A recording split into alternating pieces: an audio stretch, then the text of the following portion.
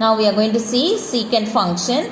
For secant x, it is defined in the closed interval 0, pi minus pi by 2. Cos is also defined from 0 to pi. Okay. But here why it is given minus pi by 2? Because cos pi by 2 is 0, but secant pi by 2 will become infinity. It goes to R difference open interval minus 1, 1. That is, there is no part of the curve between minus 1 and 1. Okay. Now this is the range or the codomain that will become as the domain for its inverse function, and the domain will become as the codomain or the range. So secant inverse of x is defined as r minus 1, 1, which goes to 0, pi minus pi by 2. Okay, this represents minus pi by 2. Inside the set bracket you put pi by 2 because only pi by 2 is eliminated. Okay, so here in x-axis we are taking 0, pi by 2, pi. Okay, you know secant 0 is 1, secant 90 is infinity, and secant pi is minus 1. These are the reciprocals of cos. Okay, secant 0 is 1 by cos 0. Cos 0 is 1, so this will become 1. Then 1 by cos 90. Cos 90 is 0. 1 by 0 will be infinity. 1 by cos pi. Cos pi is minus 1. So 1 by minus 1 will be minus 1. So secant 0 is 1. Secant 90 is infinity. Secant pi is minus 1. So we are going to plot it. Secant 0 is 1. Plot that. Then secant pi by 2 is infinity.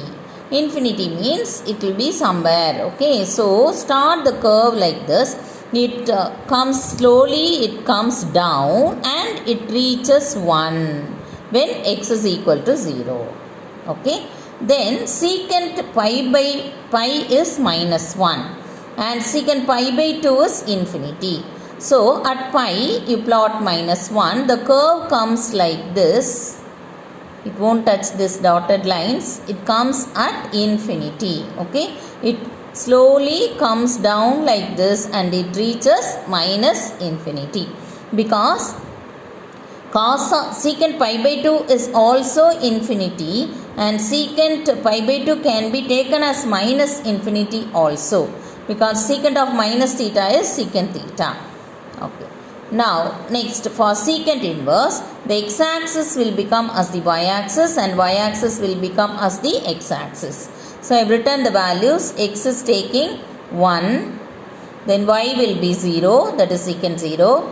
X is infinity means y will be pi by 2. X is minus 1 means y will be pi. So, for 1 it is 0.